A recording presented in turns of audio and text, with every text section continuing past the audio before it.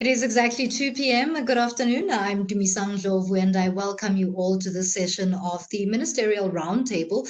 It is a part of the Presidential Sustainable Infrastructure Development Symposium in South Africa in 2020. In this session, we will be focusing on the district development model as well as the role of provinces as well as metros in driving infrastructure development. Now, the Presidential Roundtable held earlier today set the tone for this and other discussions that are currently taking place with the aim of seeking workable solutions to achieve the sustainable infrastructure development in current day South Africa.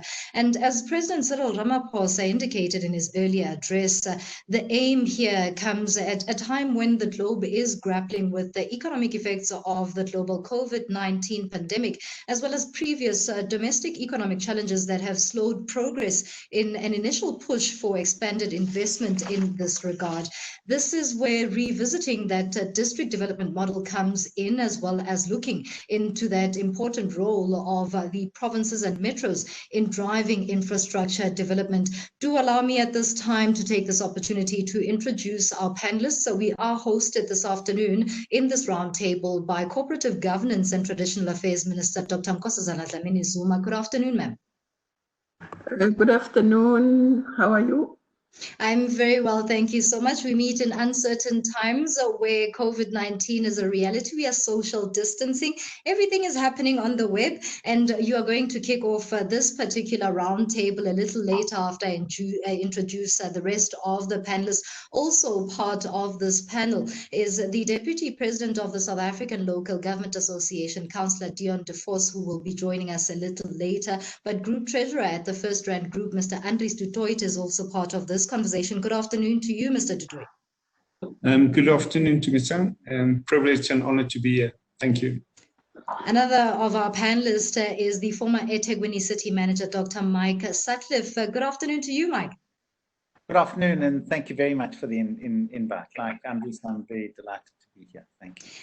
Finally, Group Executive of the Infrastructure Delivery Division at the Development Bank of South Africa, Chuene, Ramphele, is also a panelist here. Good afternoon to you, sir.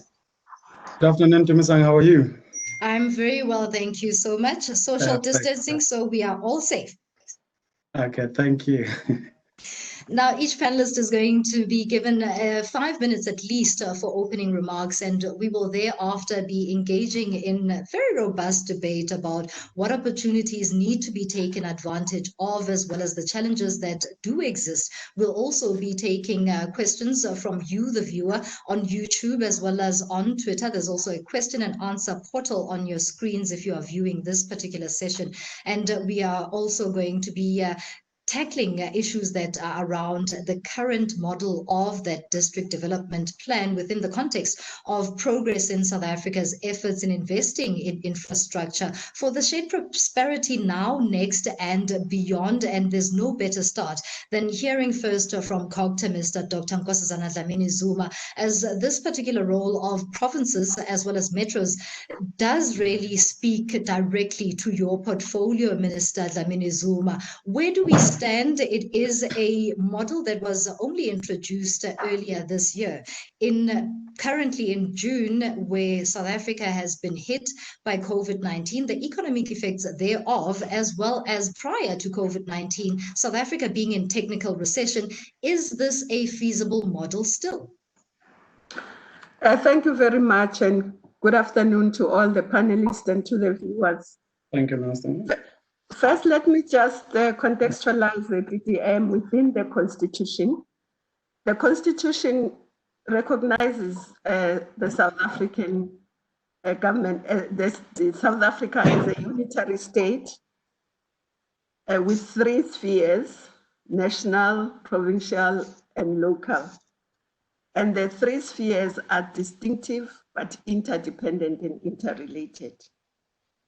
So obviously, in providing infrastructure within the DDM, there has to be coordination, integration amongst all the 3 spheres. It cannot be done. And obviously, the legacy of apartheid, the infrastructure backlogs cannot be done in a piecemeal and uncoordinated way. So all three spheres have to be involved.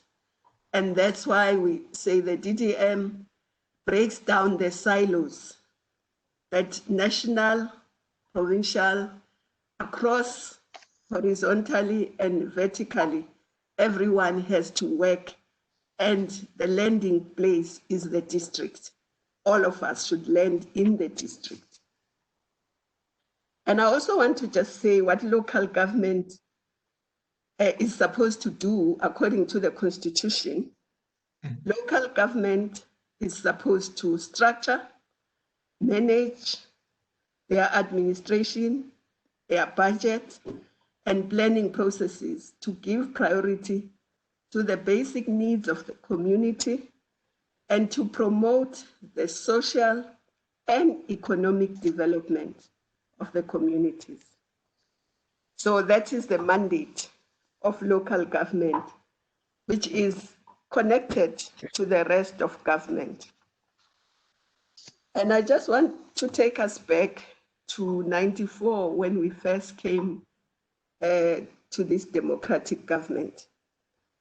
And there was a guiding document that was called the Reconstruction and Development Program, Right. which was supposed to be the program that guided us as we went into government. And this program, I quote, said, growth, development, reconstruction, redistribution, and reconciliation into a unified program. That's what we had to do. But the key to this link is an infrastructure program that will provide access to modern and effective services such as electricity, water, telecommunication, transport, health, education, and training for all our people, amongst others. The program will both meet basic needs and open up previously suppressed economic and human potential in urban and rural areas. In turn, this will lead to an increased output in all sectors of the economy. And by upgrading our infrastructure and human resource development, we will also enhance export capacity. Now, this is what we said in 94, and this is what we said we would do, and I think that's where we are. Having COVID, and COVID has exposed the weaknesses and the deep fault lines, both in terms of basic services, in terms of infrastructure, but also poverty, hunger, and lack of economic activities in rural areas, in townships, in peri-urban areas. And we have seen even the weak link in terms of transport, people having to queue and travel long distances just to get basic groceries and basic needs. So obviously the district development model will seek to bring these services nearer to the people, but to also ensure that the infrastructure of the country links not only the district itself, but links between districts, between our commercial centers, and also with our neighbors as well, because the South African economy cannot be an island divorced of the economy of the continent. We must always remember that we're part of the ecosystem of the continent, and this future is intrinsically linked with the aspirations of South Africa and of all its members. And therefore it would be good to have set out priorities and projects. However, we can better integrate with the continent if we cluster our projects and priorities in line both with Agenda 2063 and with the African Development Bank, which funds some of these projects. And they have what is called high five priorities. And these high 5 priorities, I want to just mention them. They say light up and power Africa. Obviously, it speaks to our energy needs. Oh, yeah. Both renewable and otherwise. It also says feed Africa. Now, when you say feed Africa, it means you look at the entire value chain of agriculture and its infrastructure. Also, you look at the linkages, not only within your country, but within your neighboring SADC and the continent. And of course, feeding Africa also means that you have to look at the ocean's economy, because it's a big economic frontier, but it has also a lot that can feed Africa. So you can't leave it out. And it means that you have to innovate, have logistics, marketing, and exporting. And it says industrialize Africa, which obviously implies that we have to have infrastructure that will assist us in industrialization. For instance, the ICT infrastructure. We can't have successful development, district development model, or even a development in South Africa if we don't have wall-to-wall ICT infrastructure. We can't even begin to look at the inequalities if we don't have wall-to-wall ICT infrastructure. We've seen it during COVID, how those who have ICT infrastructure were able to continue with their lives. They could order things they want and delivered, and kids could go to school online and others couldn't. So this is a very important aspect.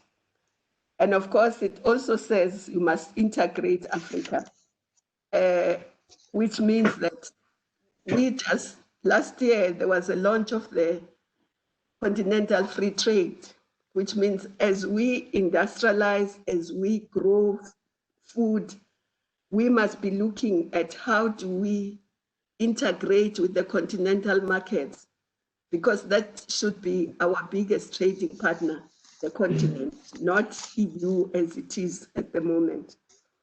And therefore, if we are to integrate Africa, it means we must also have infrastructure that integrates Africa, whether it's road, rail, sea, ports, whether it's ICT, and so on. And then the last 5 is improve the quality of life of the people of Africa through health, education, safe drinking water, sanitation, jobs, amongst others. And all this has to be driven by the citizens, the majority of whom are women and youth. So we cannot talk about all these projects, infrastructure, and so on without locating where women and youth are going to be and what role they are going to be playing and what part of this infrastructure they will be developing. And of course, linked to that is the capacity, not only the capacity of the state and skills, but also the capacity and skills of our communities, the women I'm talking about, the youth I'm talking about. And so it means as part of this whole infrastructure, we have to have a skills revolution, skills that will be tailor-made towards what the economy needs, to the demands of the economy, not just random skills. So it's very important, especially during COVID and post-COVID, because a lot of people will be unemployed. And therefore, when we kickstart the economy, the skills must match the demands of the economy. And therefore, this implies that our districts and cities must position themselves to support and meet our regional and national priorities. This requires better coordination and the capacitization of the district level so that also local municipalities can be more effective. Now, one of the things that we have experienced in this district development model and in local government generally is the lack of critical skills. And therefore, the district model seeks to provide those critical skills, at least at a district model, and they can be shared by the local municipalities until such time that every municipality can have those skills. Skills like planning, engineers, accountants, and so ICT specialists, and so on. So we think the district model will also help. But also, one of the things we must not look at as a social issue is housing. All right. Housing cannot only be seen as a social issue. Yes, it addresses a social issue, but it creates jobs, but also it has a multiplier effect, because if you build 1 million houses, it means those 1 million houses will need linen, they will need furniture, they will need cookers, they need fridges. So it has a multiplier effect in the economy. And so we mustn't dismiss it just as a social issue. I think it does have a big part in the economy. And therefore, when we do all this, we must also look at creating sustainable, vibrant, resilient, smart, climate smart communities, which means we must bring in also the climate issues and resiliency into our communities. So I conclude, before you stop me, that the RDP had envisaged that when it sought the localized development, because the RDP also said we must decentralize the economic activities. So the district development model is a good way of decentralizing the economic activities. And it says, to conclude, we must seek to help people generate economic wealth in their chosen communities. People must not only be able to generate wealth if they leave their areas and go to Johannesburg or Durban or Cape Town. They must be able to do that within their chosen communities. And when they migrate to the cities, it must be out of choice, not out of desperation. Thank you. Thank you so much, Minister. The latter of what you speak to is exactly what many have been aspiring for so many years, in that you do not leave out of the comforts of not having a choice, but literally going out into the big metros to sustain yourself, and also a push for you to generate some sort of generational wealth. But in current day South Africa, we are seeing that that picture is not necessarily taking place. And this is where I would like to bring a group executive of the Infrastructure Delivery Division at the Development Bank of South Africa, Chuene, Ramphele, where we ask about the role of the Development Bank of South Africa. We speak about infrastructure development, but at the same time, we hardly ever get to a conversation about the mandate of DBSA in filtering into the objectives that government is seeking. Thank you so much, Timisang, and thank you, Honorable Minister, and my fellow panelists and the viewers. So let me start by saying the DBSA has been quite a long-standing partner for local government. But let me also then contextualize this in relation to our mandate, to say, obviously, the mandate of the DBSA is aimed at deepening economic growth, again, beginning to look at institutional development and strengthening the institutions that we really work with. But again, that we do through infrastructure financing, as well as we're doing that through infrastructure implementation. Hence, if you look at the way the DBSA is pushing its value chain, is making sure that projects are well prepared, projects are well planned, and projects are given the funding opportunity or funding for that is necessary to advance the development. And also we think what is critical is also the implementation of such projects. It's one thing else to have the funding and one thing to then get the infrastructure on the ground. And I think our position as the DBSA was also to then begin to want to look at deepening that approach of strengthening the capacity of the state to deliver on the infrastructure. And again, also looking at the maintenance. If you look to Misan, many of the infrastructure we built happen to really be so neglected. And many of these protests that you see, erupting everywhere is because of ailing infrastructure that has not really been maintained for quite a long time. And like, as I said, our infrastructure development mission extends also to the region and the continent. And we believe local government is critical to our mission.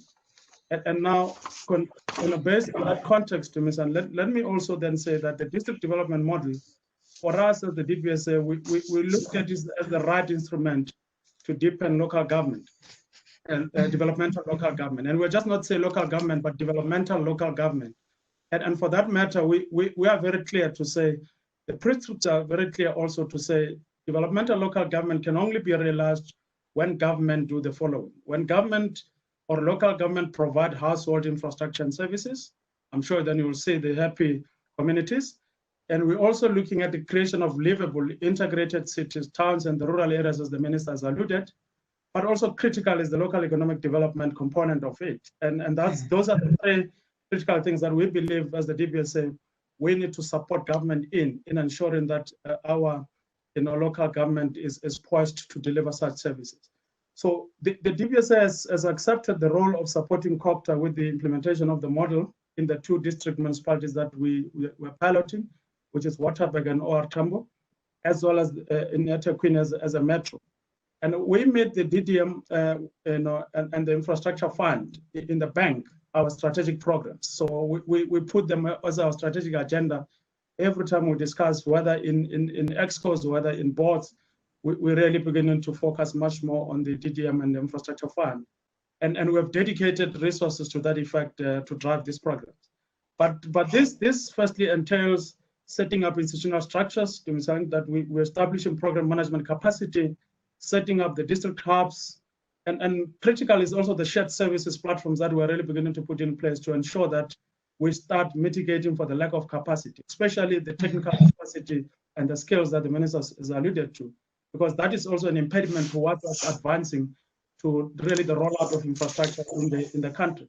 Second in our support is actually around the development of a system to enable one plan and one budget outcome, as well as the monitoring of the project's interventions. Because most of the time, you'll recognize it's critical for us to know where our projects, how are they doing, so that we are able to then ensure that the interventions are really, giving us the developmental outcome that we're really looking for. Thirdly is the fact that we're looking at a system that will aim to improve the quality of the district profile. So as you know, each and every district has got its own profile. It's important for us to pay attention towards ensuring that these profiles are very critically driven, because they are much more our reference point to ensure the success of the model in changing the socio-economic outlook of our communities. So that is basically knowing what we're really doing, but also monitoring what we're doing in order for us to ensure that we take stock of saying, how we really changing the lives of our community. And the fourth part that I want to intimate is that we aim as the DBSA to make available our capabilities and co-create solutions with local government to ensure bankable or ready projects for implementation, credible infrastructure master plans for critical sectors that has been spoken up in the morning, and also financing infrastructure projects, as well as infrastructure implementation and delivery. And part of what we recognize there is that we must also then assist government or the local government in terms of revenue management enhancement. And the other issue, as I explained, is the issue of the asset management. And Minister has spoken about the issue of the climate change. We also then are saying we really are more geared up to support in relation to climate mitigating solutions that we really are looking at. So significant progress has been made in this regard in terms of setting up the systems and setting up the infrastructure for the rollout of the DDM. So in my view, we are also having this session during the COVID-19 pandemic, and the pandemic is ravaging our national and local economies, and therefore that is disrupting our already ailing capacity to provide and deliver services to our community. But we say it's a good crisis presenting opportunities for new approaches, as the minister has indicated, and really DDM becomes one of the key issues in that respect, key instrument in that respect. But we call it time to reset, as the president has alluded some time. And I'm saying is a time to reset the capacity of local government and the pace of service delivery. We are saying it's the time to reset the approach to overall economy. It reset the approach to funding local government. It's also a reset of our minds towards strong sense of community and citizenship. There is an issue that, people first. And I think that basically the accountability principle becomes quite very critical in our approach. But I'm also saying that it's also, the pandemic is also saying to us is the time for us to redirect our approach. And redirecting our approach, I mean, we redirect the limited resources towards the reliable and sustainable delivery of basic services such as water and sanitation, as you have seen with COVID having exposed it. And again, we're saying let's redirect the national and provincial government and associated entities towards innovative projects, investing in local communities to locally placed projects. And the critical thing there is attracting investment in the local spheres for the needed jobs. And again, that will be waging war on poverty. It is therefore only logic. It's a logical framework for us to demonstrate. The DTM is actually giving us a clear logical framework that demonstrates the real commitment of government working together and fostering the coordination in governmental relations. I think it's also further to deepen the shared services in terms of resources and skills to implement infrastructure projects. So we should really then be in a position to say, DBS has got this particular capacity, other institutions have this capacity. Let's bring it together to tackle these challenges that we face with. But also, that is basically a framework that makes us to achieve sustainable delivery of basic services, including bringing access to ICT and connectivity to a community. And that will conclude my remarks in this respect. Thank you very much. Group Executive of Infrastructure Delivery Division at the Development Bank of South Africa, Mr. Chuene Ramphele. Tangible results is exactly what the ordinary South African has been calling for from government for quite some time. And it's very interesting that the next submission I'm extremely interested in, because we are hearing from one who represents practical experience of the role of provinces and metros in driving what is being sought in terms of a fast-paced infrastructure development. Former eThekwini City Manager, Dr. Mike Sutcliffe, the floor is yours, and I'm interested in your particular submission because when we speak to South African citizenry most of the time, the notion really is that the seeing of development is not so watertight in that it is within our hands to tangibly see that there is work and progress currently being done. Well, thank you very much, and thanks again for inviting me to this. I want to start, though, with something that you think has nothing to do with infrastructure, but I hope will help you it does. There are two movements that have impacted on this society probably more than anywhere in the world. And the first is racism, and the second one is sexism. And both of those are writ large in the concrete of our country. So when we talk of infrastructure, we must always say to ourselves, are we creating a place that is safer for a woman to walk at 1 o'clock in the morning by herself down the street and go? Are we creating a society in which, because you were black before and now we're dumped somewhere that is so-called uneconomic and now have to travel on taxis that might be, are we actually changing that city? So I want us to say is let's not forget that when we talk about these two very important movements, as our president was talking about the other night, that we really are thinking of infrastructure in that way, because the more we build shopping centers stuck out in the middle of green fields where cities have to spend 400 or 500 million rand to provide bulks to them, and they themselves create fewer jobs than the jobs that are created at local level, we've got to understand that we've got to rethink the kind of infrastructure that we want in our society. When we talk about a model, and I'm certainly not going to go through the overall framework that I think our minister did covered extremely well, I want to focus a little bit on what is my experience in a city level and working now with COGTA and MISA and DBSA and organizations like that. What I would say are the 10 principles that I think we should be thinking of. The first of those is that you should remember that all development starts with capable people working locally. Because if you don't have people who are getting their hands dirty on the ground, you don't do it. A few days ago, our minister was talking about the capability question. At the moment, we have about 50,000 out of the 280,000 employees, about 50,000 are skilled artisans or skilled technicians or skilled professionals involved in that sector. But if you come to a city like eThekwini, you have 400 engineers. You just have to go to Mkanyakuda to the north of us, and you might find 1 or 2 or 3 professional engineers there. So what is, and this model then starts allowing, in the minister's case, to start saying, surely we need a better balance at that level. We need to make sure that we have engineers, because if you don't have engineers working for municipalities and for government as a whole, let's not talk about municipalities, government as a whole, with developers and others, and make sure that there's a win-win situation before, all that you're going to end up is golf courses and people being excluded further from that. Oh, yeah. So the first thing is that we've got to focus on that capability thing, and I think the minister's already covered that a few days ago, but it is a critical issue. Secondly, we've got to synchronize our development, because you can't have a situation where we build a road and then Telkom come along and dig it up, and then ICT comes along and digs it up. And we've got to make sure that all of our development is synchronized. We built something like 18 dams in our country, and we haven't provided reticulation to even communities around them. So often the dam is serving the farmers and serving the economic interests, but communities can't get access to water there. And providing that reticulation, as it's called, is often more expensive than building the dam itself. So let's make sure that everything is properly synchronized. The third principle, I would say, is we've got to replace and renew and create resilient infrastructure. We now have climate change, which is on us. It's not something new, which means all of our infrastructure must become flexible enough to deal with that. And if we're not replacing and renewing infrastructure, I was talking to some of the metros in preparing for this, and some of them are saying just to renew some of that infrastructure, because we have sanitation problems, we have energy problems, problems, leakages, just to renew that will cost 2 to 3 times the existing annual budget to deal with. So we've got ourselves to a situation that we've built a lot, wonderful, but now we've got to start thinking of how do we renew and replace that infrastructure. The fourth principle is how do we reuse the infrastructure that we have? We have a whole lot of infrastructure that is dormant. So instead of saying, well, there's an old water plant here, let's turn it into a fish farm so local communities can in fact find a means of protein, etc. We leave it and say we'd rather go and build something else somewhere else.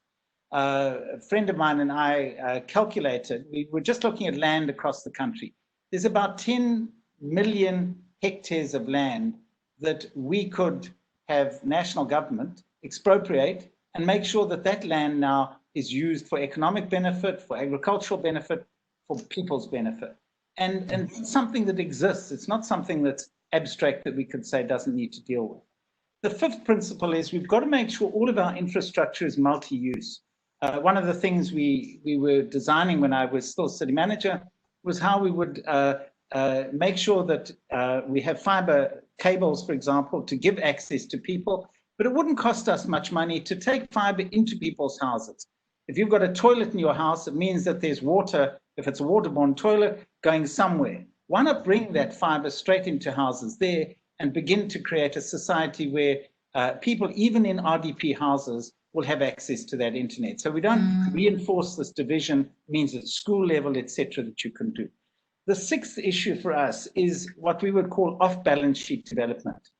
In the city, and I'm not taking credit for it, but it is in the city, in the south of Durban, part of the reason that we could provide water to Umlazi as a big township that didn't have water in parts of it was because we got into a contract with the private sector, places like Mondi, and we created what's called grey water. In other words, we took sewage and converted it into grey water, so it's not quite as dirty as sewage, and basically we're able to give business cheaper water while we actually made sure that we delivered clean water, potable water to people in areas like Umlazi. Now, that's off balance sheet because it's not money that government necessarily needs. It just needs how do we organize ourselves with business there. And generally, certainly when I was city manager, we had a great relationship with private sector. In the World Cup, for example, it's not known, but we negotiated with some of the leaders, your Clive Mantries and Moses, etc., who were in charge of the private sector business. And they agreed that we would surcharge all business in the city on their electricity bills. And that generated about R1.5 billion extra rand that we were able to do for tourism infrastructure, the beachfront, those kinds of things that business as a whole wanted, but no individual business is going to do. And if we do that off balance sheet, as it's called, it would make a difference. We must be opportunity oriented, not problem based. We sit often and list all of our problems and rather say, what are the opportunities we have? I've mentioned one being the land question. There's a huge amount of land that could be provided. There are disused buildings that we could really generate. If we really had the will, we could deal with that. What COVID has taught us is that you have a lot of people now living on the street that government is now saying we've got to take care of. So Dr. Nkosazana Dlamini-Zuma said, look, bring homeless people off the street. Well, what happens 6 months' time? Let's think through that strategy now. So those homeless people, those women who need shelters, all of those, that vulnerable part of our society, we have now got plans for them because there are buildings that could be refurbished and utilized for that. We must always make sure what we're doing in the short term has got a long-term benefit for us. So any development that we're doing, we've got to think through that longer term there. And I give some examples in the notes there. I've mentioned the issue of the social needs themselves, which is point number 9. They're not in any particular order. But if we're not creating places that people feel safe to walk about, we've got to create 24/7 environments, particularly where there are villages or urban communities where people are living together. Let's make sure that things are operating, because then we stretch the use of our infrastructure over 24 hours and not have these peak periods where taxis only can make money if they're operating basically 4 hours a day, early morning and late in the evening. And lastly, we've got to sort out the leadership and management problem, because it's very difficult when national leaders are elected often from a municipal level, if you could think of it there, and then suddenly you've got some gangsters who are running a couple of the municipalities. It creates a challenge. But if all of us collectively said, let's sort this management problem out, we'll deal with it there, the leadership problem. So for me, those 10 areas, I think, are absolutely vital. And all of those impact on infrastructure. They impact on water, electricity, sanitation, sewage, roads, stormwater, and transport there. You are directly speaking to the core element of fostering a landscape that is actually conducive for an infrastructure build, but also is so multi-pronged in that we speak to the economy and we speak directly to participants of the economy. That's Dr. Mike Sutcliffe speaking from that practical experience as the former eThekwini city manager on the role that can be played by provinces and metros to aid infrastructure development. Of course, we can't talk about infrastructure development without involving funding institutions, and this is where I would like to bring a group treasurer at the FirstRand Group, Mr. Andries Toit, into this conversation. Mr. Toit, definitely funding is a matter we can't ignore in this conversation. We've spoken about social elements. We've spoken about seeking workable solutions that involve economic participation from every single person in South Africa, irrespective of their social standing. Where do private funders come in? Okay, no problem. Good afternoon to Honourable Minister, and thanks for the opportunity, ladies and gentlemen. Just to maybe make it practical on the district development model, and if you look at the network on the infrastructure projects, being energy, water, transport and IT, that touches all 3 spheres of government. And even in our organization, what do you need to effectively those 3 spheres of government to make it happen? So right from a branch level, our town and total. Now, the funding aspect that we in the private sector provide is from, let's call it branch level up into the district or metros, provincial, inland or outland, and then to a national level. Now, in that aspect, we have made a couple of proposals to the various government divisions, both National Treasury as well as the Central Bank. Effectively, how do we, the concept of what we call crowding in. Now crowding in is both MDIs, multidisciplinary or multi-department institutions, DBSA, DFIs, development funding institutions, private sector. And in private sector, you probably need 2 aspects, the banking sector and the SIDSSA, long-term asset managed pension funds. And we feel as some of the proposals, the way to get scale and repeatability and a sense of governance, and then to make sure the roles and clarity and responsibility is distinguished between the three spheres of government, is to effectively create quite a large infrastructure fund across the four. That fund effectively will issue various instruments. Some of the colleagues have already alluded to that. And the issue is, if you think about South Africa Inc.'s total balance sheet is roughly 18 trillion, both across all the spheres of investors. So the funding availability is not a problem. The DBSA colleague also panelists have also alluded to that green money, in order of what's been internationally allocated, is far superior of what we can deliver. So what do investors look for? And Dr. Sutcliffe have already referenced to 10 points. So it's clear responsibilities of mandate, governance, i.e. governance straight from project management, we assess the projects and right up into implementations, performance metrics, how is the, let's call it that project being delivered and performed against certain benchmark and then contractual arrangements, and then link to green. Now, green is much wider than just economic outlook or the economic interest. Is the development needs taken into account? Is the vision and strategy of inclusive growth, as what the government has alluded to? How do we assess? How do we accelerate some of the inequalities and inefficiencies that we have? And then do we meet the broader development needs?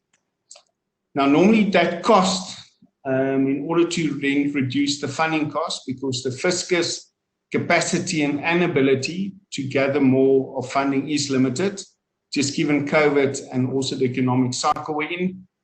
So what do you further need? You need then the private sector, or the MDIs or the DFIs to effectively come in order to build scale. Then the second one is of the 256 projects that's been ascertained, how do we then prioritize them? And I concur with the round table. You need first couple of quick wins in the next 3 months, 5 or 6, and then normally one gets momentum. Further to that aspect, then the clear responsibilities. What is the responsibility of local government to deliver that aspect of a project, and the measurement of how does it get implemented? Let's call it provincial as well, and then national is the overall coordination and project, as the Honourable Minister has mentioned. I think it's quite exciting. I think COVID is creating an absolute opportunity to readdress some of the projects or inequality on efficiency. But as all the other panelists have said, it's going to require coordinated effort, not just across the spheres of government, but also into the private sector, and let's call it the multinational internationals, in order to deliver that.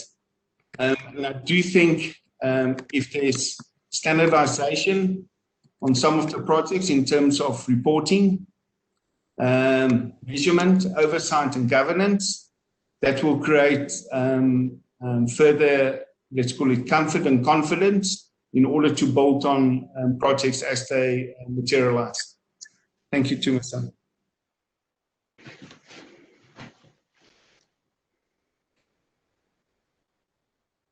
Oops, you've muted.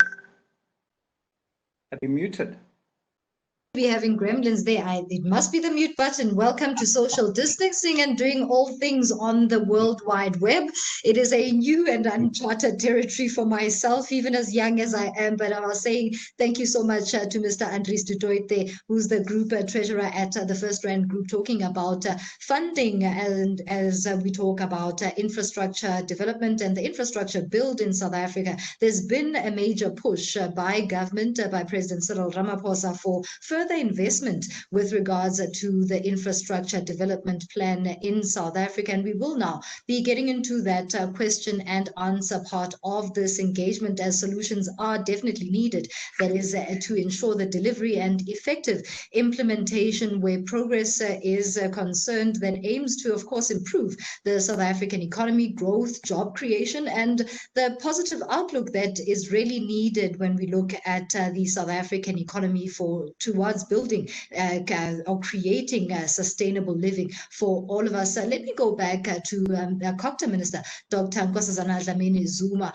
Minister, we've heard most of the submissions apart from what the role of SALGA is in this regard. And going back to you with regards to this particular push for the local government as well as provinces and metros, the role that they play in the accelerated infrastructure development build in South Africa. You spoke and gave an example around the RDP model. In current day South Africa, we are though seeing those inequalities, and they come and they are laid bare by the COVID-19 pandemic, and we are still seeing that a trajectory that exists is that those who are disadvantaged continue to be exactly that within the context of economic participation. To what extent can we allude the infrastructure build and plans around that to tangibility of creating sustainable jobs in South Africa and communicating that message to a citizenry that may be despondent at this point when we look at the unemployment figures that came out today from Statistics South Africa? As you also indicated prior, is that Black South African women are also within the biggest group of the disadvantaged. How then do we get this role to speak to exactly that as well as advancement? Thank you very much. I think, as the President and others have said, I think we should look at this crisis as a reset button. And tell ourselves that we're not going to do things as we have been doing them before, whether it's the way government works or business or the way the financial institutions work. All of us must look at this as a reset button. And that's why, for instance, in infrastructure, as we build infrastructure and grow our economy, it must also be in the context of providing basic needs. But it must also look at how do we expand the economy, because it cannot be just the ones who are in the economy today, that it's only them who will be in the economy all the time. We must bring in new players. And the government, a developmental state, one of its responsibilities is precisely to do that, to see that there are new players, there is support to them, and that the development is guided, and also business works together to some extent with government on those areas that government has identified as going to be the drivers of the economy. And that's why also in my input, I emphasized also the skills, because we need to ensure that the skills are there to drive the economy, because you can have the brick and mortar, you can have capital, but if you don't have the skilled people, it won't happen. Whereas if you have got skilled people, they will figure out what to do with the rest. So it's very important to not forget that element. And in those skills, and those skills need to be from high-level skills, tertiary engineers, and you name them, right up to artisanry skills. And that is how you can then be able to be inclusive in the economy, because people will participate at various levels, both in terms of the ownership of the economy, but also the type of jobs that people can have, but also the type of the economy must change. We can't always be sending things that are raw. We must, even if it's agriculture or whatever, we must make sure that we participate right through the value chain, agro-processing, marketing, retail, exporting. So I think we must just look at this period as a new period that has been brought, or a silver lining, as they say, that has been brought by this crisis, to now bring in everyone and do things very differently. And I'm glad if business also, the private sector, is accepting that we can't go on as we have been doing. So between government, the private sector, and the community as a whole, I think we can at least change things.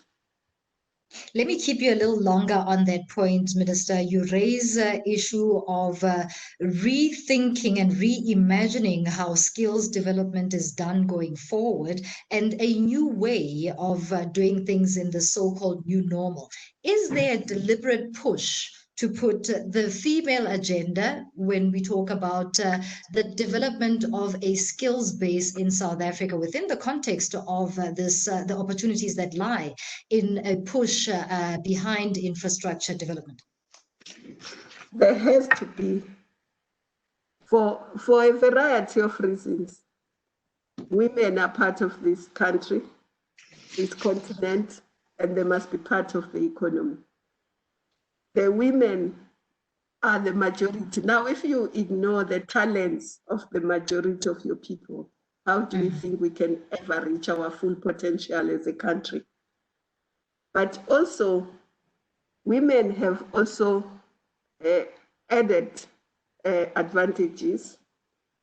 I would like to think of women as people who are able to multitask. So, and at work and at home, they can do many things. If you look at the companies, if you take the world's global companies, those that have got more women in their top management, you'll find that they are more competitive than the others that don't have. So I can go on and on. There are lots of advantages in bringing in women, besides that it is their right. But there are economic advantages, there are social advantages in bringing women into the mainstream of the economy and in the skills.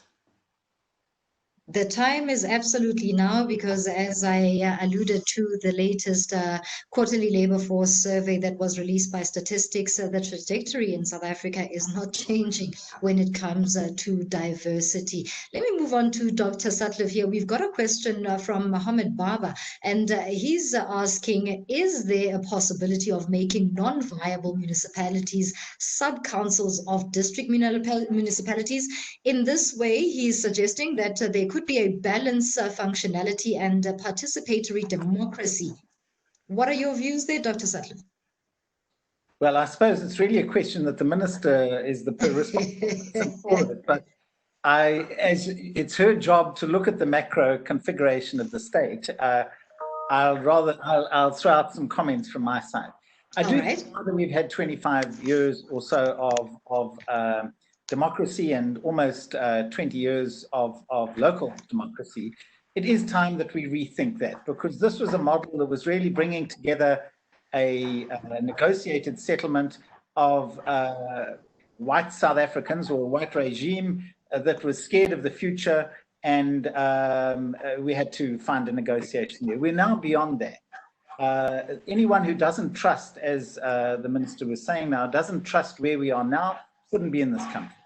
So we've got to build that trust now to say that actually we've got to make sure that we're giving advantage to everyone. So I do think it's time that we re-looked at the system as a whole, not to say everything changes. In a place like Northern Cape, for example, it's crazy that you have huge local government municipalities where you could simply be electing a district municipality and almost having a town board for the small village of 100 people that exist in there.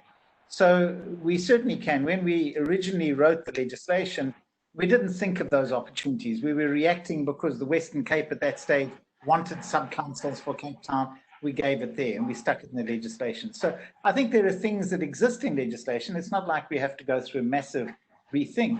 But there are other things we are going to have to deal with given the Constitutional Court's judgment last week. I do think that we want to look at those things that will make government work a bit better, but I certainly concur with the argument that the Minister was making, that there are already things happening now that we should be building on. You know, the safest part of the city I live in, of eThekwini, is actually being around the women informal traders in Warwick Junction, because they keep the place safe, they keep it clean, they make hardly any money, and yet they're the unbelievable entrepreneurs you can get. Now, what we've got to say is that that's what we've got to ramp up. They're better than any CEO of any corporate entity that I know. They understand the market better. They know where the market is, what it should be, etc. What we're not doing is finding ways that we can translate that into the reality of our economy. And the reason I raised that issue of buildings, we've got to have enough faith to start saying dilapidated buildings, why not hand them over to people like that who know how to run a project, who could transform those buildings into living parts of our city. So I think that we're in that time now where instead of being so globally driven, where we think because something is imported, it's better, there's actually so much that can happen locally. But certainly the system as a whole, I would certainly concur. There's a lot of that tweaking we should now do to make it a system that's more participatory, more representative. There are other things we should do. The defund movement in the United States is not saying police, but why is it that police are the only people you see on the streets dealing when you've got some serious issues there that require social workers and others? All defund is saying, let's put the money where it should be, creating safe places for people, thinking about who we're dealing with. That I think is an area of focus that we're not doing enough on.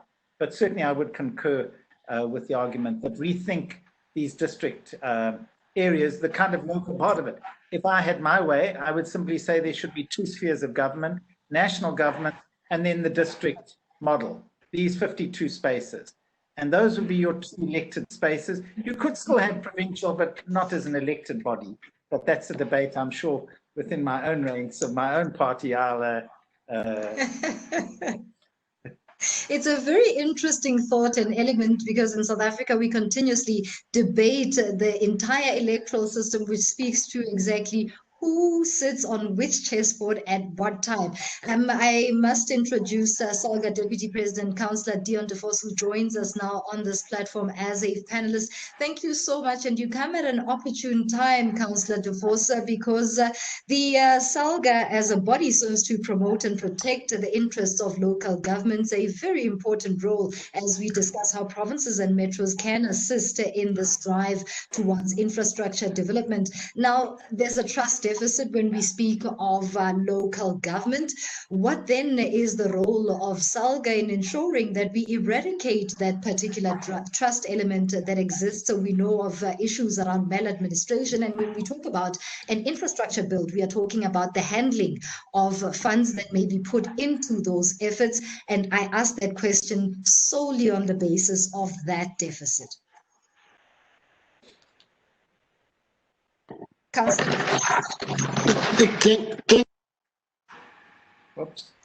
We seem to be having a little bit of trouble there with Councillor de Vos. Let me just try that one last time. Councillor de Vos, are you with us? Can you hear me? Yes, so we can hear you loud and clear, and we can see you. Okay, thank you very much. Let me apologize humbly for joining late. We had some technical challenges here. On the question you're asking about the trust deficit, it is something which we are continuously discussing in SALGA, because we are serving at the coalface of communities. And if there's a trust deficit, it will be difficult for us to win the trust of communities to contribute positively to us achieving the objectives of local government. In our last NEC meeting, this was a matter we discussed, particularly in the meeting, the Auditor General was present and he made a presentation. We know that there's a lot which we need to improve on within SAGA in our assistance to our municipalities. We accept also that there's a lot of our municipalities where things are going wrong. But we must also say there's a lot of good within local government which we are doing. And I think we need all the support from national and provincial and the community to ensure that local government is overcoming this trust deficit.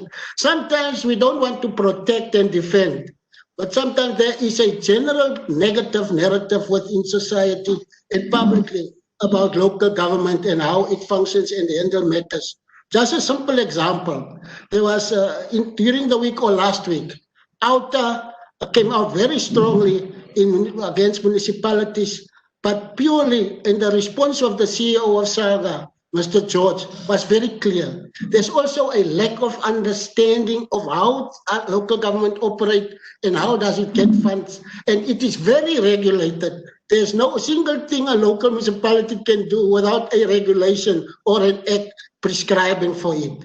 So we need to work on the trust deficit, but we must also address those shortages and those errors which are being condoned in municipalities. So we don't want to defend that there's some wrongdoing within some of our municipalities, but generally speaking, councillors in particular are working very hard and go beyond the call of duty in sometimes. But those elements where there's some misconduct and inappropriate actions are the narrative which is in the public domain. So I do think for any investor to invest, they will want to know what type of governance is there at that local level. So we all have a role to ensure that we deal with the governance challenges faced by municipalities, as well as that we ensure that when appointments are done, we are appointing people who are experienced, who have the necessary skills to do the work. I think the biggest challenges we face, and political parties must also take responsibility, and who we are putting into local government and the people we employ in municipalities. I think that's why I should be very clear. SAGA has taken it upon itself to go on an outreach to meet with all political parties to discuss the issue which affects municipalities negatively, because as you will know, SAGA does not have legislative powers to go into a municipality and instruct them to change behavior and so on. Or we can advocate and advise and empower and workshop and train and give skills to our councillors. But if there's outside influences which directs wrongdoing within municipalities, that is where we find a challenge from the side of SAGA. But we accept there is a general trust deficit which we are working on very hardly, but we need other stakeholders to come into the party so that we ensure that we run effective, clean governance at our municipal levels. And if we can do that, that will ensure that investors will approach and come to our municipalities for investment.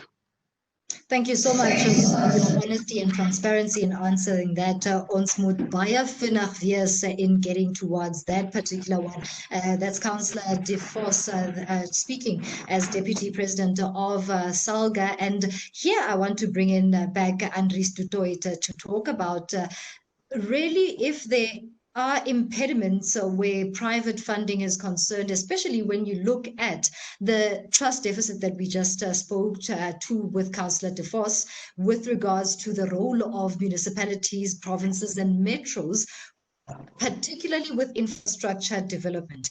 We have had cases in South Africa where we find ourselves very embarrassed and wanting and having to answer questions that many who sit in office do not have answers to. Money has been taken out and the build itself is non-existent or not viable. To what extent does this create an impediment between the relationship between the funder and local government? Absolutely. Yeah, so unfortunate, well, not fortunate, but banks normally lend on a couple of credit principles, and the first one is normally trust or character. And it's a long-standing principle. If it doesn't matter what stability or affordability of the borrower or counterpart can be told, if there's no trust or there's no trust in the character of the willingness to repay, or there's what we view this, we're not comfortable with the governance or leadership or any of the underlying structure, we don't have sight or transparency of the financial reporting or the use of funds or the proceeds of funds, lenders, not just that, decline. And the availability of funding is not just price, it's just availability of funding is not there. There's no trust deficit. And it's also vice versa. Let's say from a bank perspective, there's also no trust that the local municipalities or the provincial municipalities won't then deposit funds with the bank. So that relationship, if I talk about a bank, is on both trusts. It's both for the trust of doing the banking services or taking deposits from the local or any underlying projects. And if that's not there, the local municipality or provincial won't place money with the banks, and then obviously vice versa. The banks in this case, if we are very uncomfortable, not with the line of sight where proceeds or funds go to, doesn't matter what's affordability, we will also decline the loan applicant. That's the first sacrosanct in credit extension and borrowing, is the trust and character of the counterparty. It's clear cut. Absolutely clear cut. And this is where I would like to invite Chuene. When we're talking about funding, I'm interested also in finding out from the side of DBSA where there may be a need to elaborate on where exactly progress can be made in terms of ensuring that there is a betterment around how the DBSA, number one, communicates, and number two, facilitates its funding for the general South African to see and translate into what it is that they can see as tangible existence of that collaborative effort between bodies that exist within government. Thanks, Chansang. Let me indicate that we, as the DBSA, when it comes to funding, we have done obviously an extensive analysis of our service to just check their borrowing capacities, and we realize as you look at it, there are not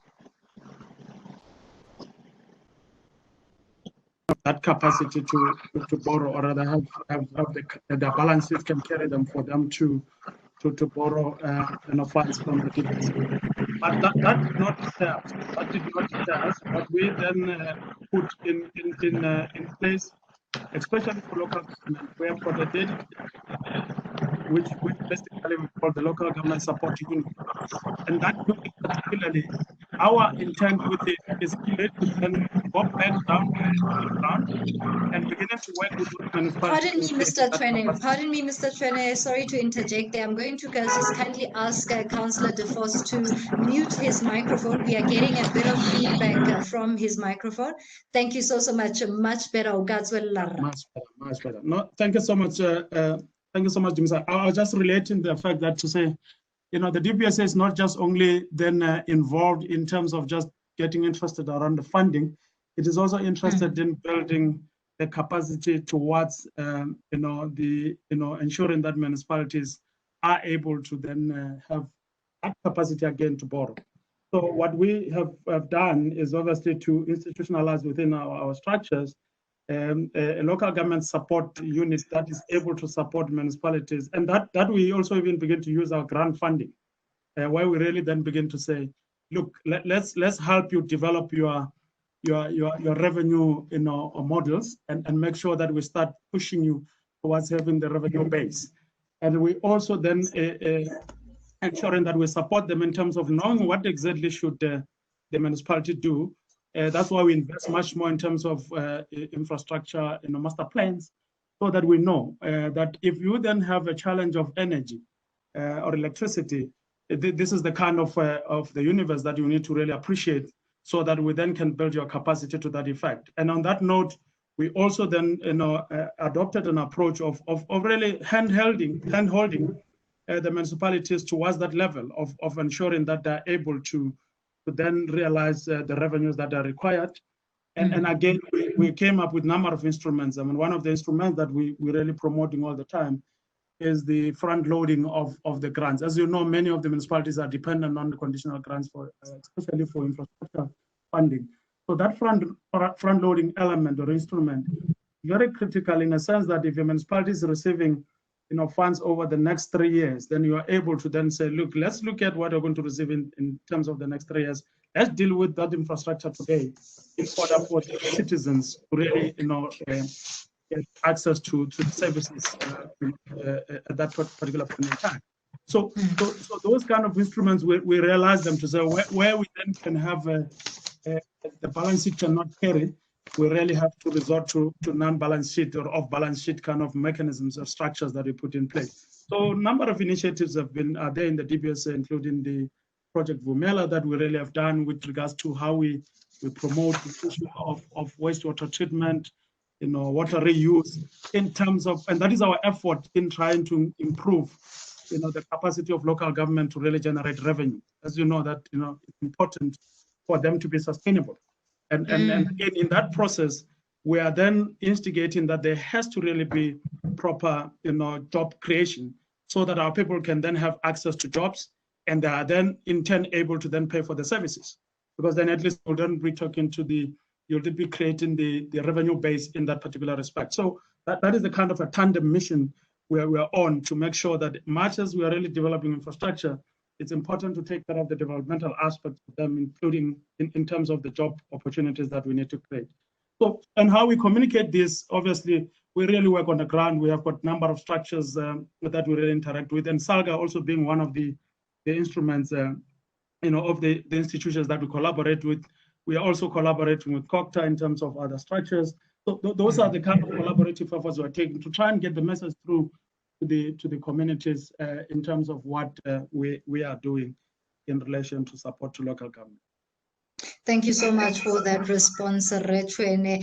Minister Dlamini-Zuma, do come into this one when we ask around revenue collection within provinces and metros has been a challenge over many years in South Africa. The Auditor General has highlighted.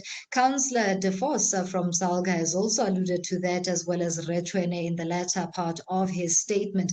How then is government intending to improve that part and that element of the local government challenges to ensure that the infrastructure build that is envisioned is going to be smooth sailing? Thank you very much. Yes, that's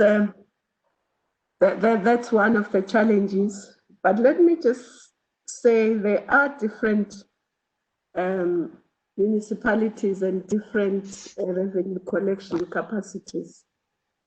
For instance, municipalities are funded pretty much as a one-size-fits-all, which shouldn't be, because you find municipalities that actually, let's take a rural municipality, like the one I come from.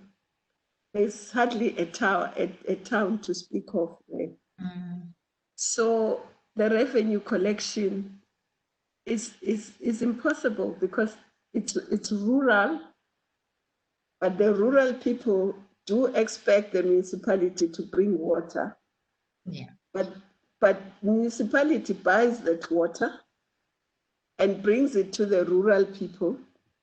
It's not paid for. Rural people come and get the water from the tanker or something. And so where is the municipality going to get the revenue to pay for that water? And so that municipality hardly has any revenue base. But when they are funded as though they have a revenue base of Johannesburg or any other municipality. I see. So there's that set of municipalities where we've been saying if we're going to keep these municipalities as they are, then we need to look at the funding model. because we can't continue with this funding model. Then you'll find that that same municipality doesn't have money to hire an engineer. So when they get money in grant to do roads, to do something else, they can't. They don't have a planner, they don't have an engineer, because they can't afford to pay for those skills.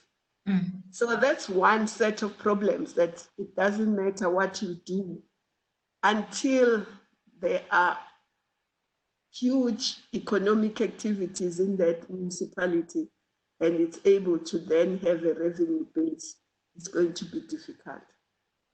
And then there are those municipalities like metros, which have a sizable revenue basis where they do collect.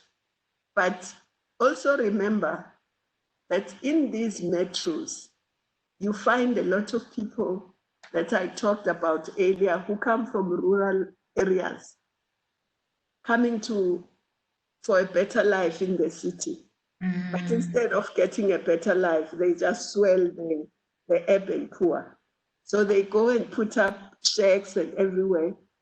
And the municipality then is obliged to provide some services to those, but there is no revenue they can collect from those people, because they don't work, they are just hustling, if anything. So we must look at municipalities in an objective, and there are subjective and objective reasons why some of them can't collect. And of course, you also have historic problems where people were not paying for the electricity.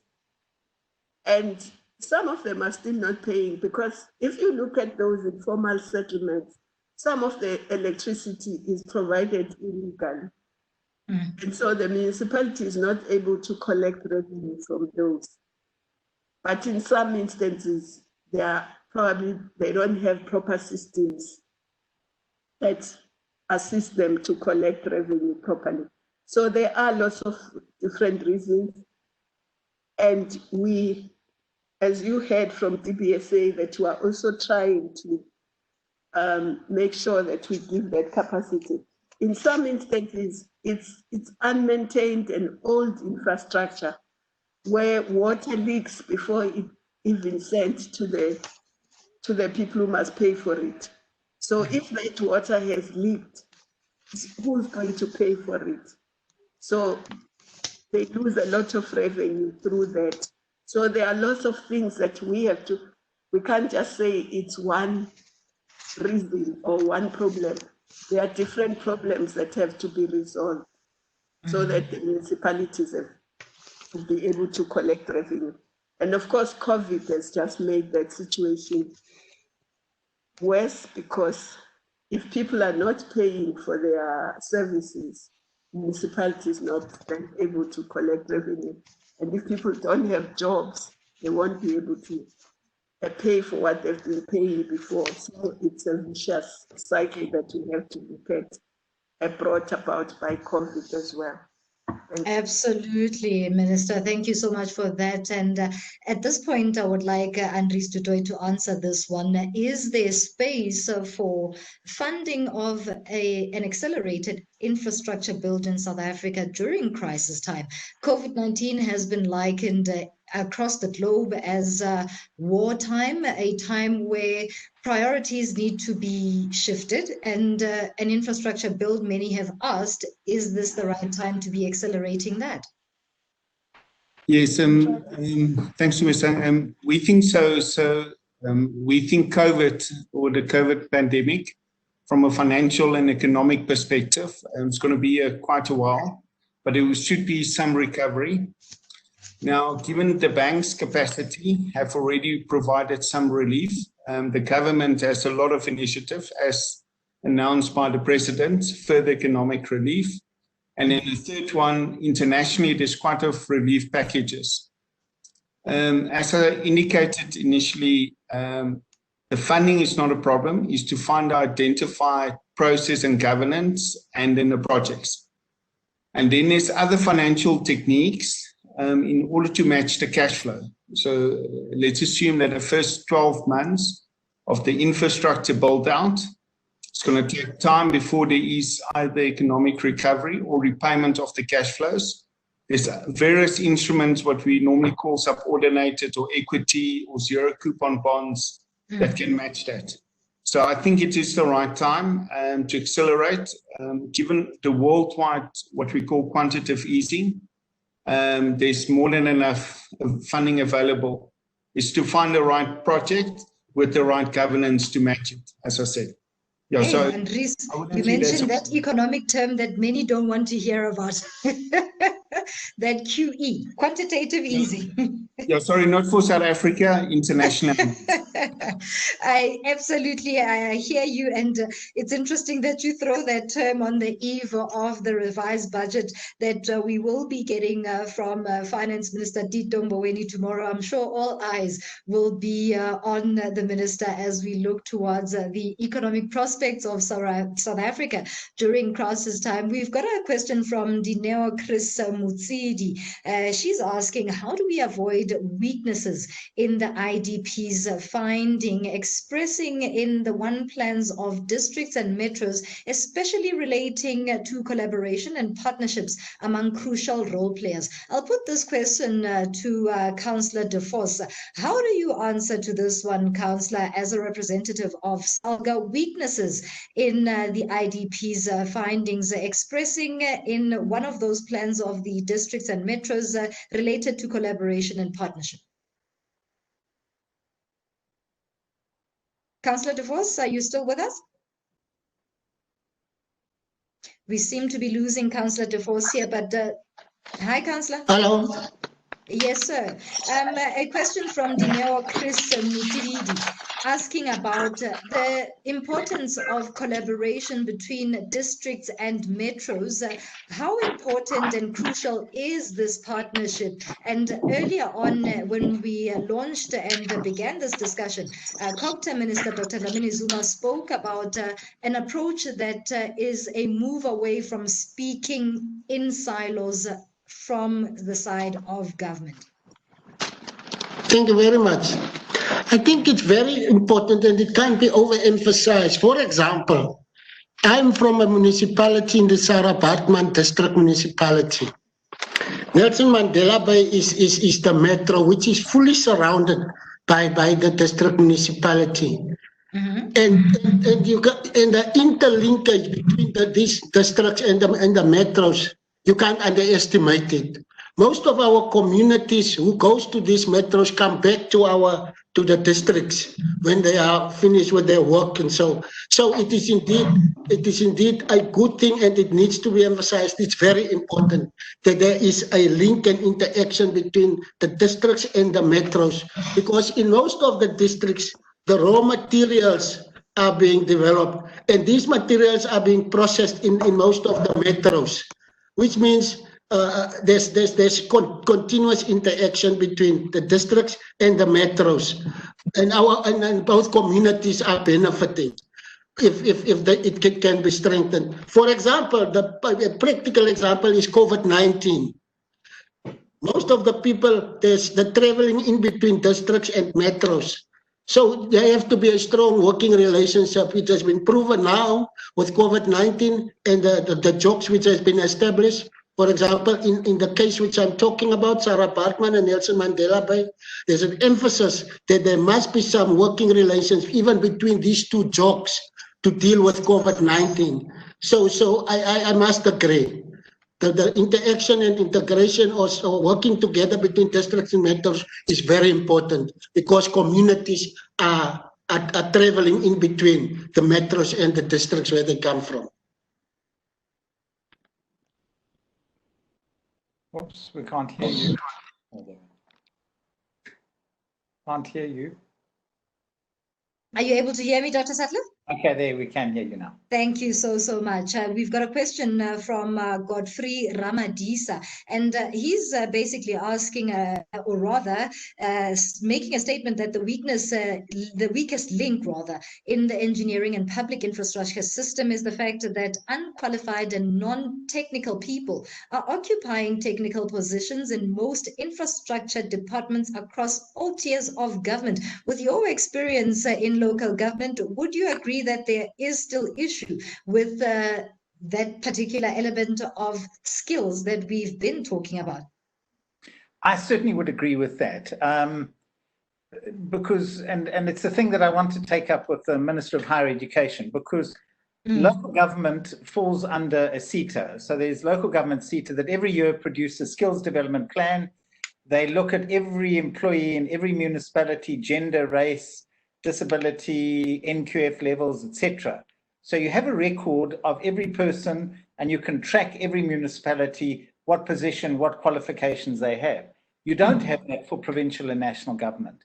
And I think that's a huge problem that we have, where our national ministers or our MECs are often depending on people who either don't have experience or don't have the kind of technical knowledge of infrastructural issues to deal with that. And that's why I was saying is that one of the advantage of a district development model is that it will then bring together people who often do have experience with that. Now, that's not to say that at a municipal level we don't have issues, but at least there's competency frameworks now. There's tough courses that you have to write from a financial point of view.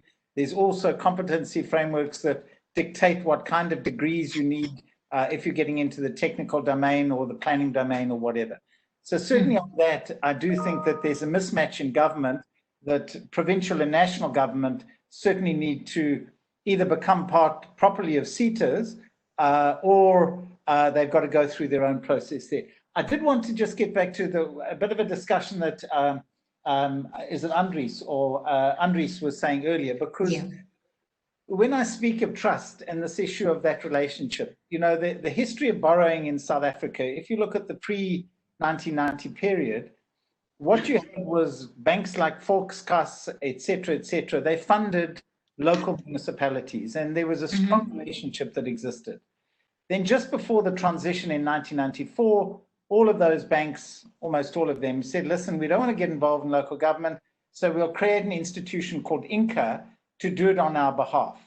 And then the DBSA has kind of got in there. Now, the point that I want to say to the banks is that building of that trust is that if I want to apply for a loan for a house in a small municipality, the bank has no problem in lending me money.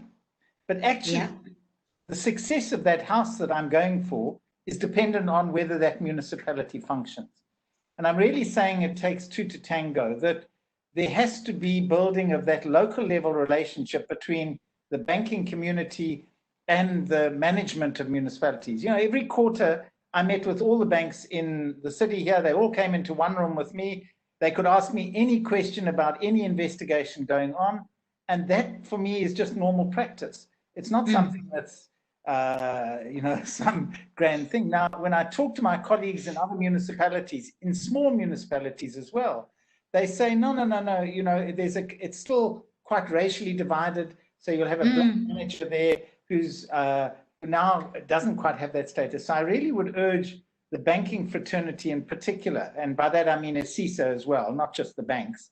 They've got to really get at that local level to build that trust relationship there, because that's the way we'll get a lot of those local level monetary kinds of things being solved a lot more easily than waiting for DBSA, waiting for all these high level things to happen there.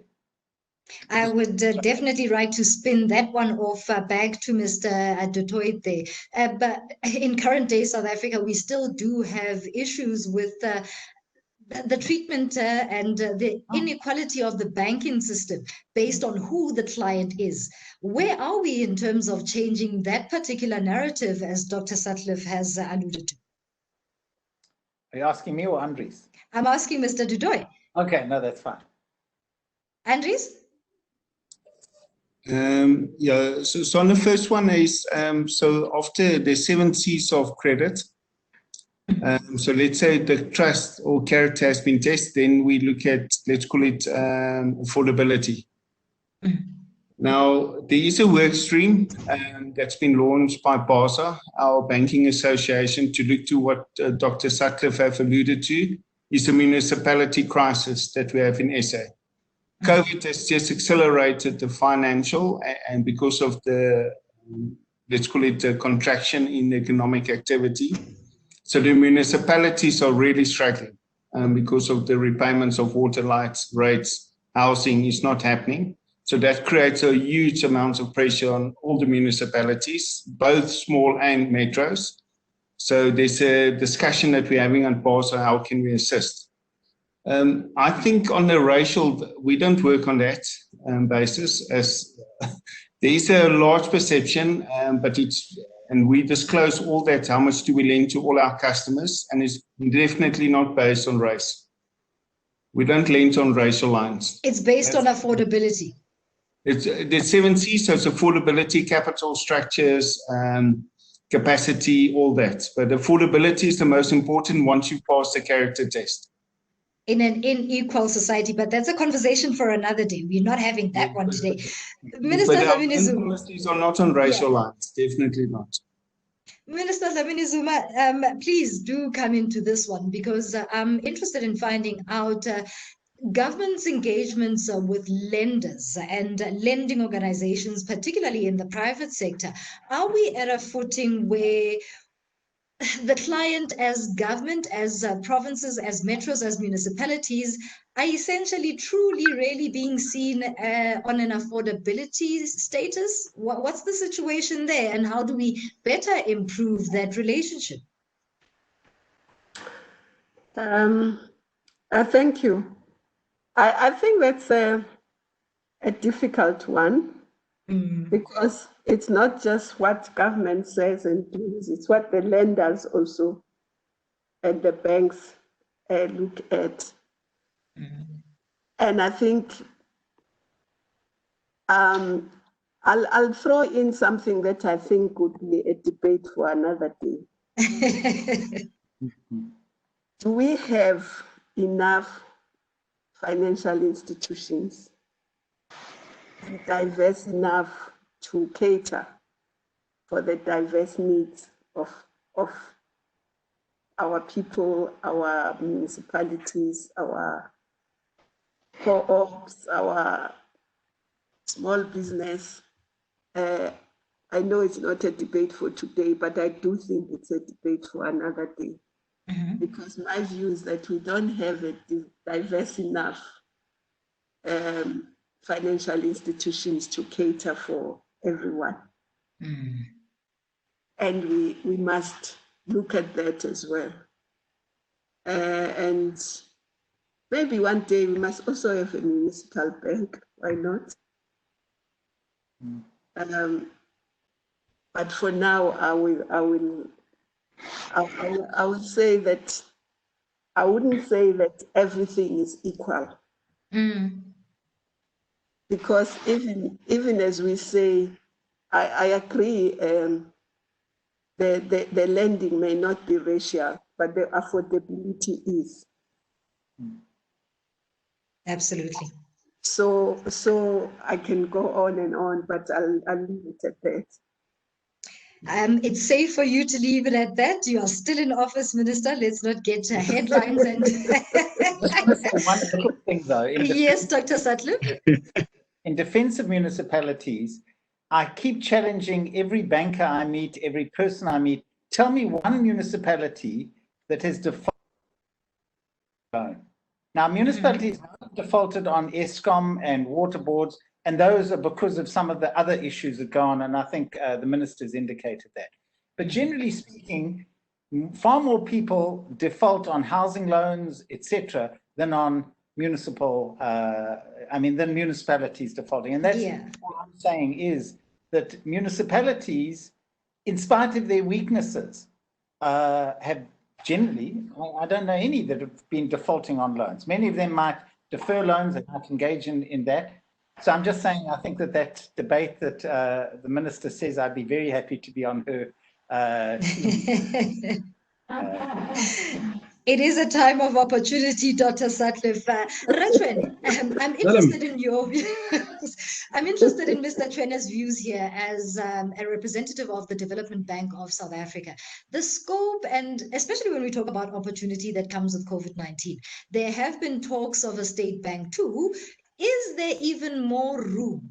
Because at times we may get to a point where the Development Bank of South Africa is simply not enough to fund government's projects. And in the context of this conversation, the infrastructure build at the scale at which we needed to expand from 2020 and beyond.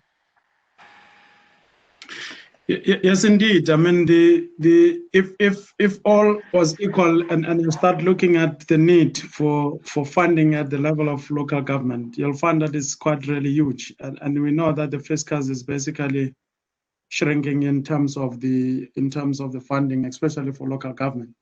And I think that as the DBSA, obviously, with its current capacity, it can go a particular way. I mean, it can go a particular distance in terms of covering the funding gap that might exist out there.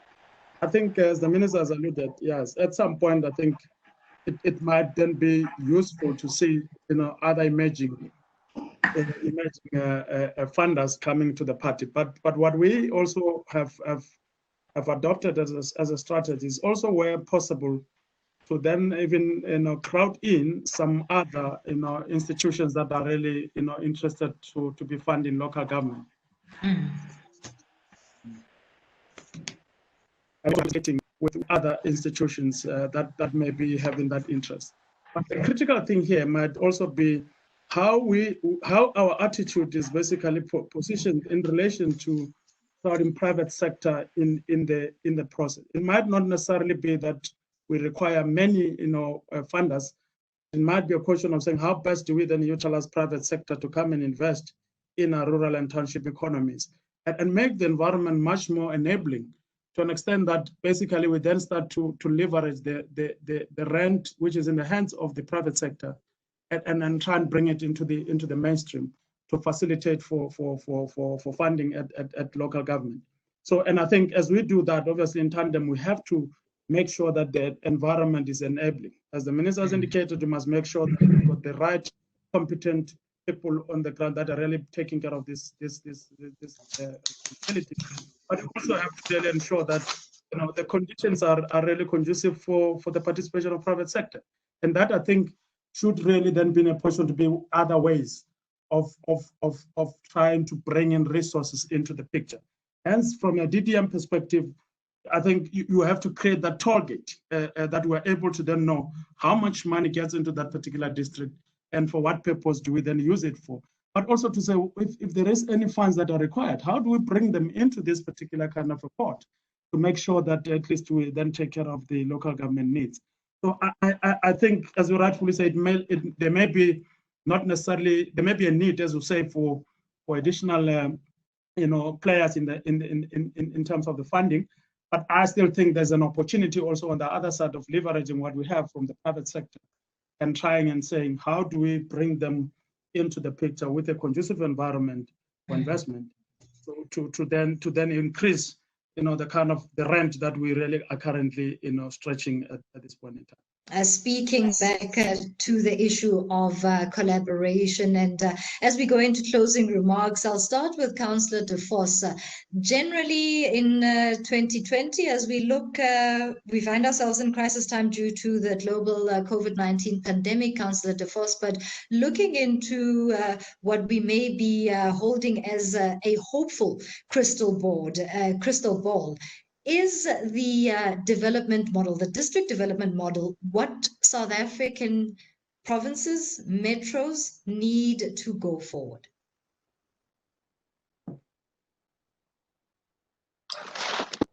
Thank you very much. I think SALGA has been campaigning for a long time for the model, the district development model. And now that it's here, we will take all advantage of it to ensure that the interest of local government and the communities within local government are addressed in collaboration and in cooperation with all the spheres and sectors of society. Just a simple practical example now. I keep on making an example of COVID. You've never seen departments and stakeholders working together in such a manner as now against the pandemic. And I just for my Munimec this morning, where we discussed with the MEC and in the district yesterday, where the deployment of the Deputy Minister Kapa, where we meet with her as the champion within our district. The experiences which we are picking up and happening now, I think it should not be left after COVID is passed. If we can continue working on the current experiences and build on them as we fight this pandemic and deal with the other issues and challenges of our communities through the same manner and vigor as we are doing now, the district model is the best vehicle for us to achieve our objectives of creating a better life for all our communities. And the cooperation of intergovernmental relations has been strengthened now, and we must continue to do that. And if we work for the same goal in a district, all departments and sectors, I do believe and I do think that we will achieve our goals which we are setting for ourselves. So the district development model, we are fully receiving it and we are appreciating it. And we will, from SAGA side and our municipalities, we will cooperate and put all our effort in it for it to succeed, because it's something which we have been canvassing for some time.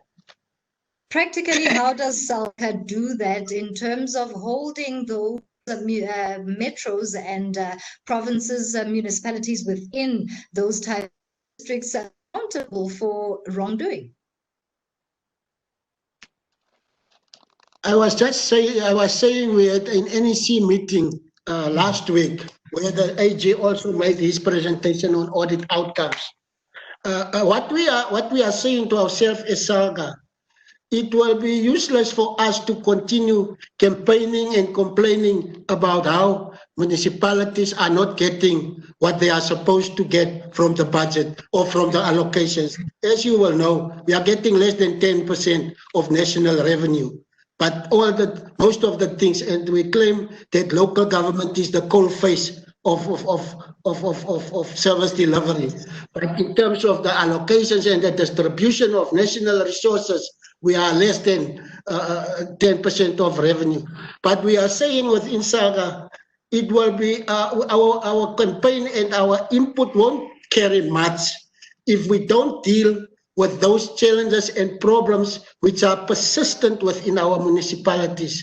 So we have taken it upon ourselves that we must deal with our municipalities and be very frank with our municipalities and the leadership in terms of wrongdoing within local government and municipalities. Because you can just imagine, we campaign for funding, but always national and province will throw it to us.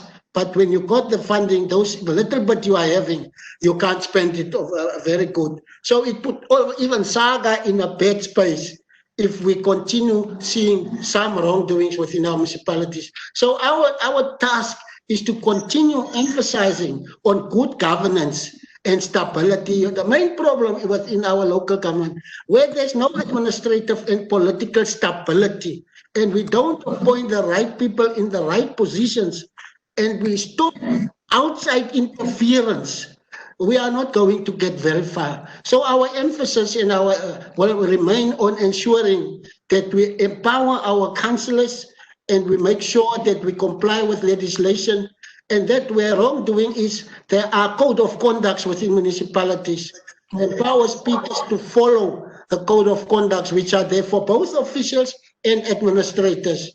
But this is what we will emphasize internally. But what also needs to be done, we must also empower and educate society that they have responsibilities too within our communities towards local government. Where services are delivered, people must pay for it. Because you find that people are generally not paying. Sometimes you find people staying in ESCOM areas, people who are getting big salaries, but because we can't enforce our credit policies in those areas, they also just don't pay. because we can't apply our credit policy. So society also has a responsibility, so that local government together we can rid it of this bad image which is there and the trust deficit which we have started with. And that is what we are committed to as SAGA, to deal with the wrongs which are continually creating, because it does empower us to fight and campaign for local government, but also to raise the challenges which are seriously faced by municipalities, as the minister has also already referred to the challenges which we are facing. We will also deploy our SAGA, NEC and PECs are also deployed to districts to ensure that the DDM is implemented, and we play our role in municipalities to bring that part to the table. SALGA Deputy President, Councillor Dion de Vos, thank you so much for that.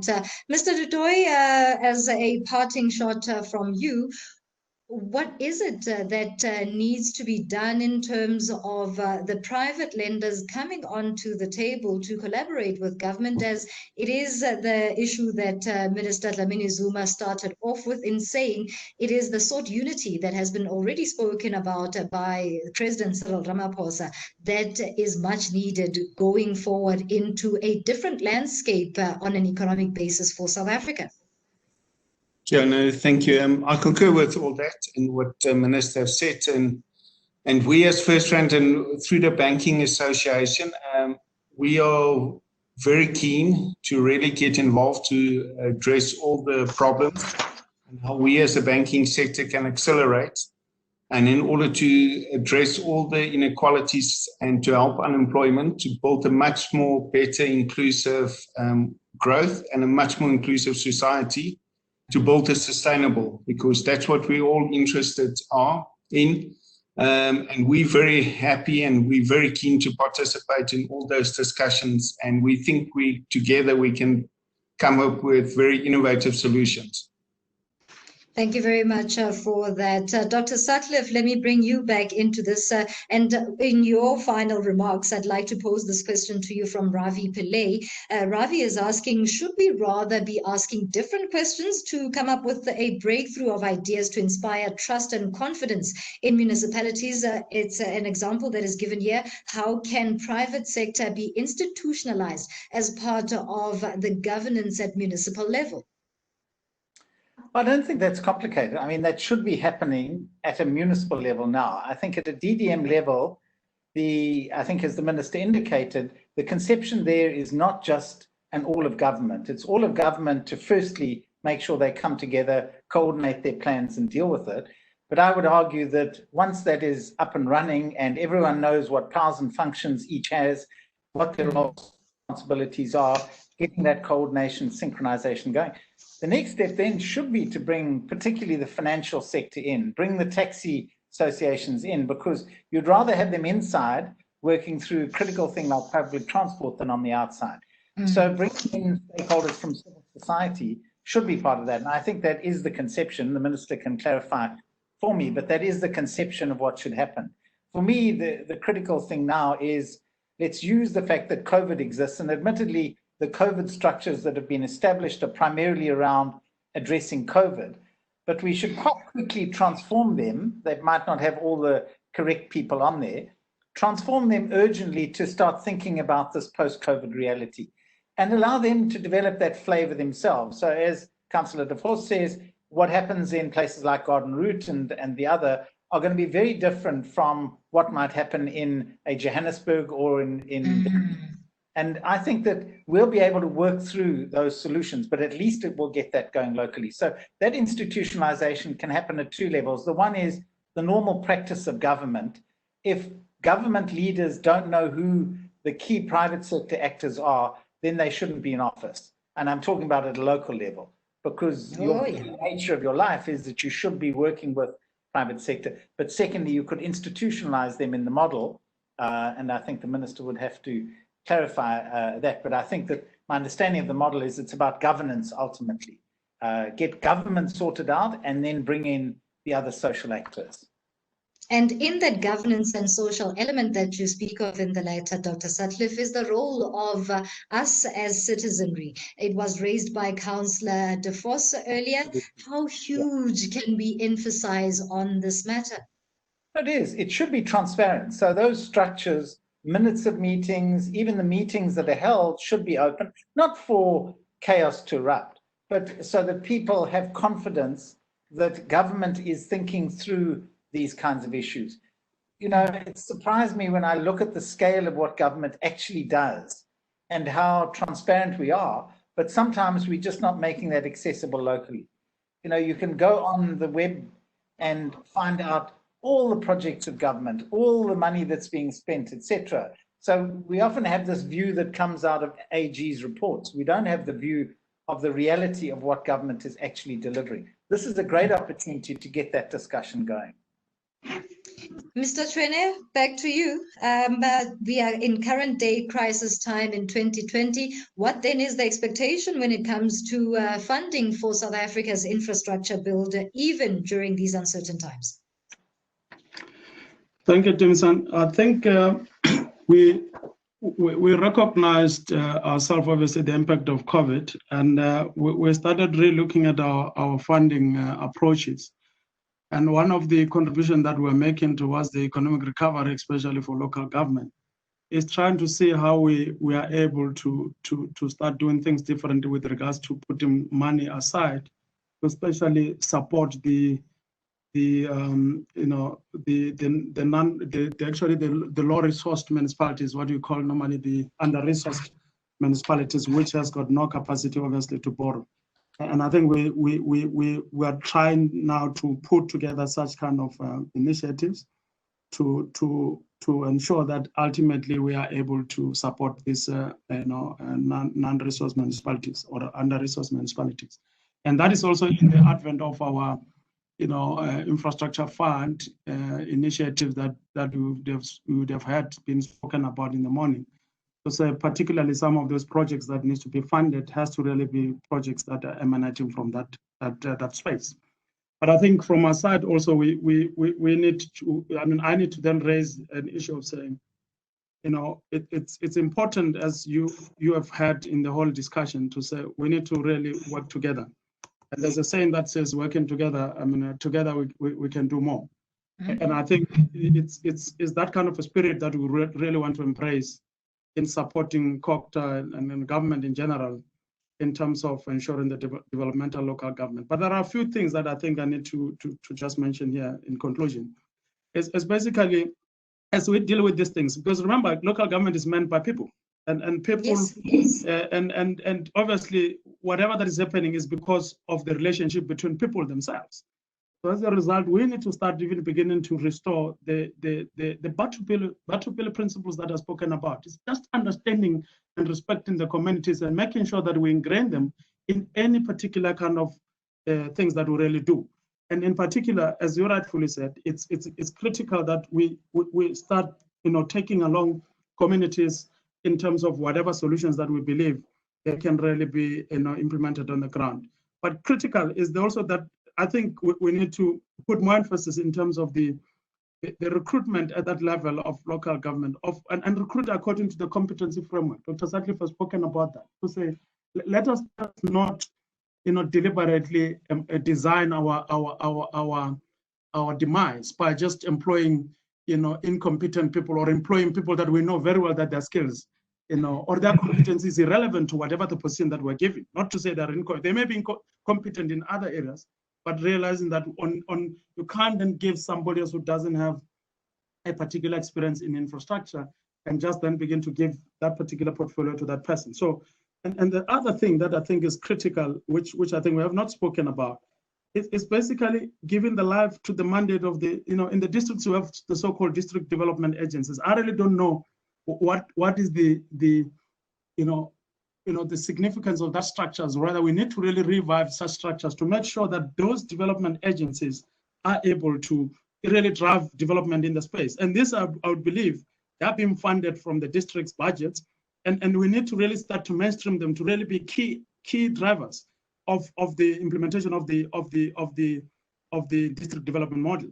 And I think the other last thing that I wanted to mention is that you have got programs that are particularly existing out there, like your community works programs, expanded works program, public works program. These programs are very, very, very critical in terms of beginning to even restore the confidence of the public. And these are kind of programs that we need to structure in and begin to pull in the forefront of our development campaign. And maybe just to lastly, Dumisan, is that one thought that one had is that we need to start adopting one district, one initiative, especially by the departments, and critically looking at prioritizing initiatives that have employment absorption capacity. If you look at DTR, if we then promote DTR to then put its industrial parks in the districts, look at the Department of Agriculture to build agri-parks and agri-hubs per district, public works to create service centers for district and support maintenance for roads and water, we can really go a long way. I think that would be my submission in terms of concluding remarks, Dumisan. Thank you. Thank you very much. As our host, Minister Dlamini-Zuma, closing remarks from you. A mammoth task awaits national government within the context of the economic impact of COVID-19 on not only South Africa, but the globe. And we have this expanded push for an accelerated infrastructure build in the country. Where are we going and how do we get there if we are trying to foster this confidence and come up with solutions that are going to be workable and tangible? Thank you very much. Let me thank the panelists. I think what has come out of here has been excellent and we can build on it. But in a district development model, as Mike Sutcliffe has said, government is just one small component. If you look at how we have been even launching the pilots, private sector has been a very critical part of that. Not only how they can support the district, but also how the district can support the private sector so that they can be able to grow the economy within that district. I'll give you an example. For instance, when we went to eThekwini, in our interaction with the district, with the private sector in that metro, one of the things they emphasized was the port and all the challenges that were being experienced in the port. And as a result, the ministers, trade and industry, public enterprises and others are supposed to be looking specifically transport at those challenges so that we can improve the workings of the port. So I'm just saying they are not only there to support the district, but also how government as a whole in that district can also unlock some of the challenges that the private sector is facing. Secondly, the third component to that are the people themselves, the different organizations, including faith-based organizations, traditional leaders, NGOs, and communities are also part of what we call the District Development Forum, where they also can carve in the role they think they can play to promote the work of the district, but also how the district can interact with them to get views, because for us, nobody has monopoly of views. Even if you're in government, you can't say you've got the monopoly of ideas. So it's important to get everybody around so that you get as many ideas as possible. So the district model is supposed to bring everyone on board. Business, very central, but also communities are very central.